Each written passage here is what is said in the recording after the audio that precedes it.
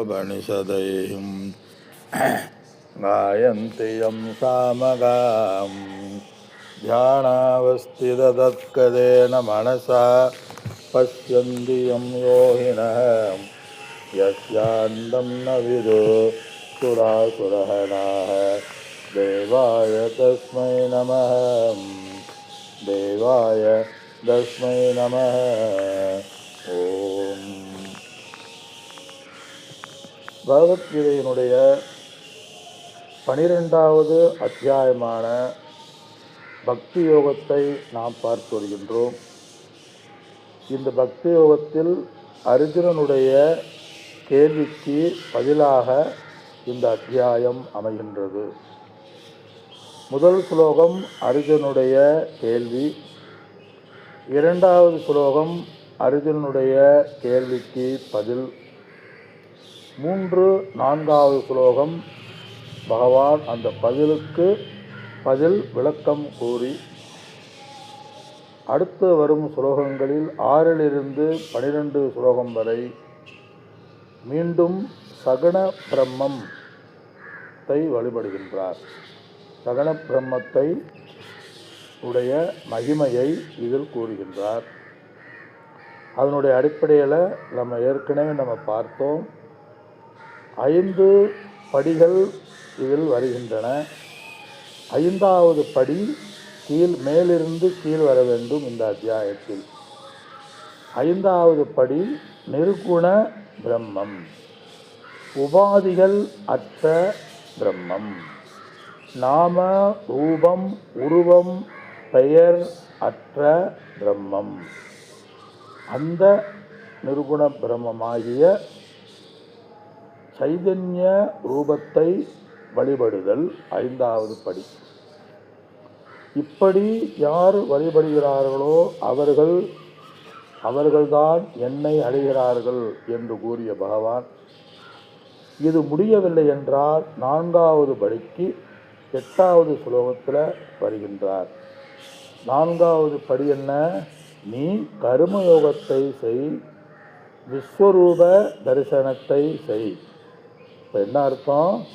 4வது படியின் மூலம் 5வது படிக்கு போகிறோம்ல, அது மாதிரி 3லிருந்து 5க்கு கால் வைக்க முடியாது. அது மாதிரி 4வது படியின் மூலம் 5வதுக்கு போகிறது மாதிரி சாஸ்திர சிரவண மனன நித்தியாசனத்தை நீ செய்ய முடியவில்லை என்றால் நீ என்ன செய்யணும்? 4வது படியான கர்மயோகத்தின் மூலமாகவும் இந்த உலகத்தையே ஈஸ்வரனாக பாவித்தல் மூலமாகவும் நீ செய்கிறார். அதாவது இறைவன் இங்கே இல்லை, சகுண பிரம்மம் இங்கே இல்லை. உன்னுடைய கடமைகளையே அந்த ஈஸ்வரனா ஒரு குறிப்பிட்ட இடத்துல ஈஸ்வரனை பார்க்கறதில்ல. நீ என்ன செய்கிறையோ அந்த கடமைகளையே நீ ஈஸ்வரனுக்கு அர்ப்பணமாக, ஈஸ்வரனுடைய ஆணையாக, ஈஸ்வர பிரசாதமாக நீ செய் என்று கூறிய பகவான். அதே இதில் 8வது ஸ்லோகத்தில் பார்த்தோம். மையேவ மன ஆதஸ்வ மயுபுத்திம் நிவேசிய நிவசிஷ்யதி மையேவ அத ஊர்த்வம் ந சம்சய. நீ உன்னுடைய மனமும் புத்தியும் என்னிடத்திலேயே என்னையே நிச்சயம் செய்து கொண்டவனாக நீ என்னை வழிபட்டால் கண்டிப்பாக நீ 5வது படிக்கு வருவாய். அதில் நீ என்னை அடைவாய். அதில் எந்த சந்தேகமும் இல்லைன்னு சொல்கிறார். அதனால் இந்த புருஷார்த்தத்தில் நிச்சயம் செய்தாலே நம்ம மனம் ஈடுபடும். நம்ம எதை உறுதிப்படுத்துகிறோமோ அதில் மனம் ஈடுபடும், மனம் செயல்படும். மனதனுடைய இயல்பே அதே. அதனால் புத்தி மனம் ரொம்ப முக்கியம். இப்போ ஒரு இடத்துக்கு போகிறோம் அப்படி முடிவு பண்ண உடனே அதற்குரிய வழிமுறைகளை மனம் ஈடுபடுது. அதே மாதிரி தான் இதில் என்னுடைய லட்சியம் இறைவனை அடைவது தான், என்னுடைய லட்சியம் மோட்சத்தை அடைவது தான். அப்படி முடிவெடுத்தால் நம்ம மனம் அதில் ஈடுபடும்.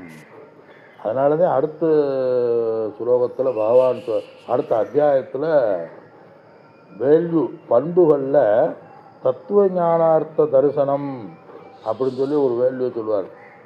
அதாவது அமானித்துவம், அதம்பித்துவம், அகிம்சா, சாந்தி, ஆர்ஜவம், அஹிம்சை, கருவப்படாமல் இருக்கன்னு ஒரு பண்புகளை சொல்வார். அந்த பண்புகளில் ஒரு பண்பு தத்துவ ஞானார்த்த தரிசனம்னு அது ஒரு பண்பாகவே சொல்வார். அதாவது உண்மையை தெரிவதற்காக வேதாந்த விஷயங்களில் மனமானது ஈடுபடுதல், அதுவே மனசில் ஒரு பண்பாக வேல்யூவாக சொல்லுவார். எப்படி விவேகம், வைராக்கியம், நல்ல குணம் அப்படிங்கிறது இருக்கோ அது மாதிரி அந்த பண்பு என்ன, நான் மோட்சத்தை அடைய வேண்டும். நான் மோட்சத்தை அடைய வேண்டும் என்றால் மோட்சம் என்பது சுதந்திரம். அதற்கு சாதனம், மோட்சத்தை அடைவதற்கு சாதனம் தத்துவ ஞானார்த்த தரிசனம். சாதன சாத்திய சம்பந்தத்தில் புத்தி தெளிவாக இருத்தல். சாதனைகளையே சாத்தியமாகவும் கொள்ளக்கூடாது, சாத்தியமே தெரியாமல் சாதனைகளிலேயே இருந்துவிடக்கூடாது. சாத்தியம் இறைவனை தன்னுள் உணர்தல் சொல்றார். அதனால் இந்த இடத்துல தத்துவ ஞானம்னா என்ன, எது சாத்தியம், சுதந்திரத்தை, விடுதலை அடைதல். விடுதலைங்கிறது என்ன, ஆத்மஸ்வரூபமும் இறை சொரூபமும் ஒன்று என்று உணர்தல். அதனால் இந்த ஆரம்பத்தில் கடவுள் ஒரு இடத்துல இருந்து கொண்டு நமக்கு வேண்டிய வரங்களை கொடுத்து கொண்டு தவறு செய்வர்களை தண்டித்து கொண்டு இருக்கிறார்ங்கிறது ஒரு ஆரம்பத்தில் நல்லது. அல்லது தெரியாமலேயே ஆண்டவன் நமக்கு கோயிலுக்கு போனால் நம்ம வேண்டியதை கொடுப்பார் அப்படிங்கிறதும் ஒரு வகையில் ஆரம்பத்தில் நல்லது. ஆனால் இது மட்டும் போதாது. அதுலேயே ஏன்னா 8th 7 நல்லது, ஆனால் 7th 8th படியே சொல்லுவோம், 3வது படி நல்லது, ஆனால் அதிலேயே இருக்கக்கூடாதல்லவா. அதனால் அடுத்து என்ன செய்ய வேண்டும், அடுத்த படி என்ன, ஞானத்துக்கு முதல் படி சொல்றார். ஞானத்துக்கு முன்பு உள்ளபடி இறைவனே இந்த உலகமாக வியாபித்து இருக்கின்றார். அதனால் அந்த இறைவனே இந்த உலகமாக இருக்கின்றார். அதனால் அந்த சகுன பிரம்மத்தில் வெற்றி என்ன, எப்படி ராமகிருஷ்ண பரமஹம்சர் காளியை வணங்கி அனைத்து இடத்திலும் காளியை கண்டார்.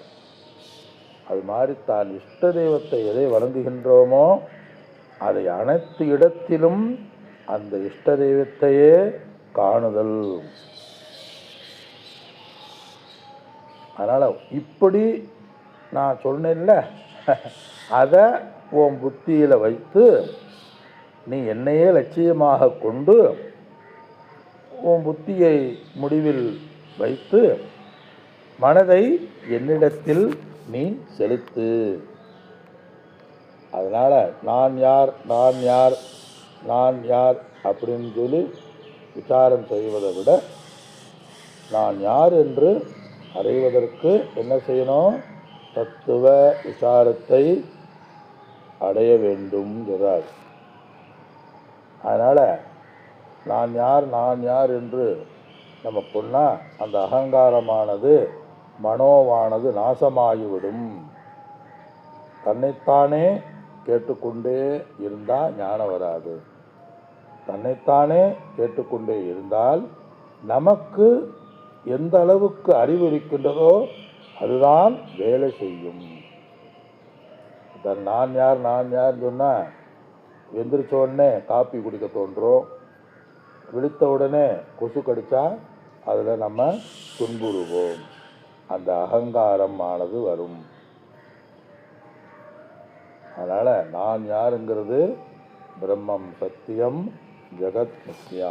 தன்னை பற்றிய அறியாமை விசாரத்தின் மூலமாகத்தான் போகும், வேற வழி இல்லை. இப்போ இருட்டை போக்க வேண்டும் என்றால் வெளிச்சம் மூலமாகத்தான் இருட்டை போக்கும்.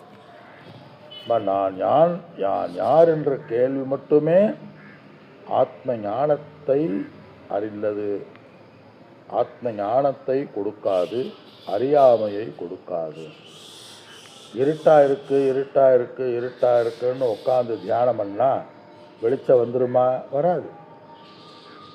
இருட்டா இருக்கிறது அப்படிங்கிற ஞானமே வெளிச்சத்தை கொடுக்குமானா கொடுக்காது.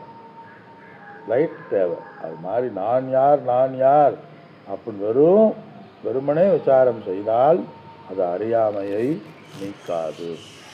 ஞானத்தை நாம் அடைய வேண்டும் என்று மயுபுத்திம் நிவேசிய, அதையே லட்சணமாக கொண்டு, அதையே பிரமாணமாக கொண்டு நீ என்னை வழிபடு. அதாவது இறைவனிட அனைத்திலும் என்னையே காண் என்று பகவான் இதில் கூறுகின்றார். அடுத்து நம்ம சென்ற வகுப்பில் நம்ம தொடங்கினோம். இதுவும் 4வது படியும் இந்த படியும் என்னால் முடியவில்லை என்றால் 3வது படியாகிய அஷ்டா அங்க யோகத்தை நீ செய். 3வது படி. இந்த இடத்துல அஷ்டாங்க யோகம் மனதை ஒருநிலைப்படுத்துவதன் மூலமாக அடைகின்ற யோகம். அஷ்டாங்க யோகம்னு பேர். அதாவது உபாதியுடன் கூடிய ஒரு பிரதிபிம்பையில் கல்லையோ பொன்னிலோ பஞ்சலோகத்திலோ மண்ணையோ இறைவனாக நினைத்து வழிபடுதல். அடையாளம், லிங்கம்னா அடையாளம். அந்த சாலிக்கிராமம் லிங்கம் பஞ்சலோகத்திலான கடவுளாக இருக்கலாம், தெய்வமாக இருக்கலாம், இல்லை கல்லுனால் இருக்கலாம். சில பேர் இந்த சுதையினால் சிமெண்ட்டுனால் அந்த இறைவனை வழிபடுதல்ல, அதுதான் பிரதிமை வச்சு வழிபடுது. முதல்ல சொன்னது குழப்பமாயிடக்கூடாது. முதல்ல சொன்னது எல்லா இடத்திலும் இறைவன் இருக்கின்றார். நான் செய்கிற அனைத்தும் செயல்களும் இறைவனை சார்ந்தது என்று மனம் வர வேண்டும். அப்படி பரந்த மனம் எனக்கு இல்லை, மனம் அந்த அளவுக்கு விரிவடையவில்லை, மனதிலே சில சஞ்சலங்கள் இருக்கின்றன என்றால் நீ அதை கர்மயோகத்தின் மூலமாக நீ அஷ்டாங்க யோகத்தை நீ பின்பற்றுன்னு பகவான் சொல்றார். அஷ்டாங்கம்னா நம்ம ஏற்கனவே பார்த்தோம். அதைத்தான் 9வது ஸ்லோகத்தில் நம்ம பார்த்தோம். பொதுவாக நம்ம சிந்தித்தோம். போன வட்டம் தொடங்கணும் நேற்று, அதை அப்போ பார்ப்போம். அப்பியாச 2வது வரி, முதல் வரி அடக. அதகன்னா அந்த இடத்துல ஒரு கால்னு அர்த்தம். அட ஒரு கால். பிறகு சித்தம், உன்னுடைய சித்தமானது சமாதாதும் நிறுத்தி வைத்ததற்கு ந சக்னோதி முடியவில்லை என்றால் மயி ஸ்திரம், என்னிடத்துல மனசை நிறுத்த முடியாமல், தியானம் செய்ய முடியாமல், மனசு வெளியே சிதறி கிடந்தால் நமக்கு எப்படி பகவானுடைய யாவரம்? அதாவது விருப்பு வெறுப்புனாலையும் மனத்தில் எண்ணற்ற இறைவனை தவிர எண்ணற்ற லட்சியங்களை உடையதாகவும் எண்ணற்ற திட்டங்களை உடையதாகவும் மனசு இருந்தால் எப்படி இறைவனோட மனசு செல்லும்? அதனால தான் இந்த இடத்துல அஷ்டாங்க யோகத்தை நீ செய்யின்னு பகவான் சொல்கிறார். அஷ்ட அங்க யோகம், 7 அங்கங்கள் நம்ம பார்த்தோம். ஏற்கனவே நம்ம சிந்திச்சிருந்தேன். அபியாச யோகேன ததம் மாம் இச்சாப்தும் ஏ தனஞ்சய. அபியாச யோகத்தினால் என்னை நீ அடைவதற்கு நீ முயற்சி செய்கிறார். அதாவது அபியாச யோகத்தின் மூலமாக நீ செய்யுங்கிறார். அதாவது என்ன செஞ்சாலும் அபியாச யோகத்தை செய்து கொண்டு இதோட சாஸ்திர விஷயங்களையும் நீ கேட்டுக்கொண்டுருன்னு அர்த்தம். கர்மயோகத்தையும் செய்து கொண்டு விஸ்வரூப தரிசனத்தையும் செய்து கொண்டு இறைவனுடைய நாமங்களையும் இறைவனை பற்றியும் செய்து கொண்டு இத்தோட நீ உன்னுடைய கடமைகளையும் நீ செய்ய வேண்டும் சொல்றார். அதனால் செயல் செய்யாமல் யாராலும் இருக்க முடியாது. இந்த படைப்பில் நாமும் சொசைட்டியில், தர்மத்தில், இந்த உலகத்தில் நாமும் ஒரு அங்கமாக இருக்கின்றோம். நம்ம வாழ்வதற்கேற்ப வாழ்கின்ற இடத்துல சூழ்நிலைகளுக்கு ஏற்ப நம்ம செய்ய வேண்டிய சில வேலைகள் தானாக வரும். அந்த வேலைகளை இறைவனுக்கு அர்ப்பணமாக கர்ம யோகமாக செய்ய வேண்டும். அப்படி கர்மயோகமாக செஞ்சாத்தேன் நம்ம எந்த ஒரு வேலையும் டெடிக்கேட்டடாக தொடர முடியும். சில பேர் வரும்போது நான் கர்மயோகம் பண்ண போகிறேன், குருவே துணை, குருவே எல்லாம், நானே எல்லாம், நானே என் கடன் பணி செய்து கிடப்பது, சாகும் வரை அவருக்கு தொண்டு செய்ய போகிறேன்னு வருவார்கள். கொஞ்ச நாள் ஆன உடனே குருவின் மீதே துவேஷம் வந்து அவங்க அதை விட்டு வெளியேறி விடுவார்கள். 100க்கு 98 பேர் துவேஷம் வந்துடும். காரணம் என்னவென்றால் மனதில் டெடிக்கேட்டட் லைஃப், கர்ம யோகம் என்பது இல்லை.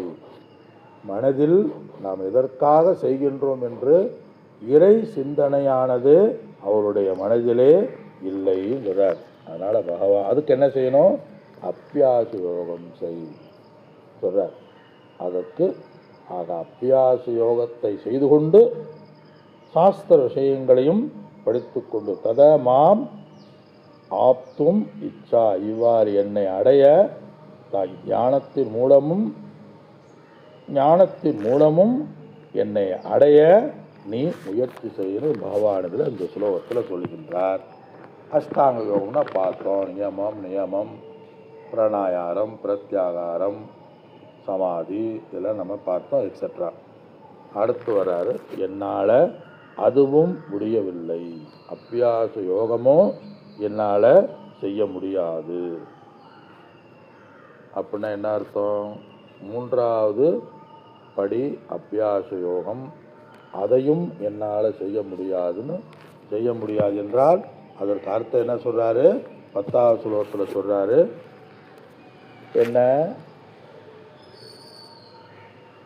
நீ என்ன செய்கிறியோ செய்யப்பா, அதை எனக்கு அதனுடைய பலனை என்னுடைய பிரசாதமாக எடுத்துக்கொள் அப்படிங்கிறார். நீ எதை செஞ்சாலும் எனக்காக செய்கிறேன் அப்படின்னு செய்யுங்கிறார். கர்மயோகமோ விஸ்வரூப தரிசனமோ உபாசனம் எதுவுமே வேண்டாம், நீ என்ன செஞ்சாலும் எனக்காக செய் அப்படின்னு அடுத்து சொல்லி சிம்பிளாக சொல்கிறார். அடுத்து 1 2 3 அடுத்து எந்த படிக்கு வர்றாரு? 5வது படி 2வது படிக்கு வர்றார்.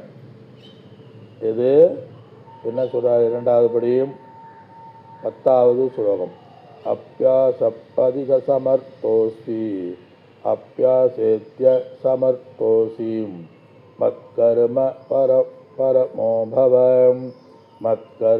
பரமோபவ மதர்த்தாமபிகர்மாணி குர்வன் சித்திம் அவாப்யசீம் சொல்றார். அப்பியாசத்தினால் சொல்றார். அப்பியாசம் இந்த இடத்துல அப்பியாசத்திலும் அசமர்த்தக சமர்த்தன்னு சொல்லுவாங்க, சமத்துவம் சொல்லுவாங்கள்ல, அது சமஸ்கிருத வேர்டு போல. சமத்துவம் மாதிரி அசமர்த்தனா திறமையற்றவனாக இருந்தால், எனக்கு நியமோ இந்திரிய கட்டுப்பாடு, மனசை ஒருநிலைப்படுத்துறது, தியானம், தாரணை இதெல்லாம் இல்லை, முடியலைன்னா அப்படி முடியாது. அந்த திறமையற்று நீ இருந்தால் மத் கர்ம பரமோபவ, எனக்காக நீ கர்மத்தை செய், எதை செய்கிறையோ அதை எனக்காக செய்கிறார். என்னமே நினைக்க வேண்டாம், நீ என்ன செய்கிறையோ அது எனக்காக. மதர்ப்பமபி கருமாணி, என்னையே எனக்காக இவனுடைய கர்மங்களை செயல்களை குருவன் செய்து கொண்டு இரு. அப்படி குருவன் அப்படி செய்தாலும்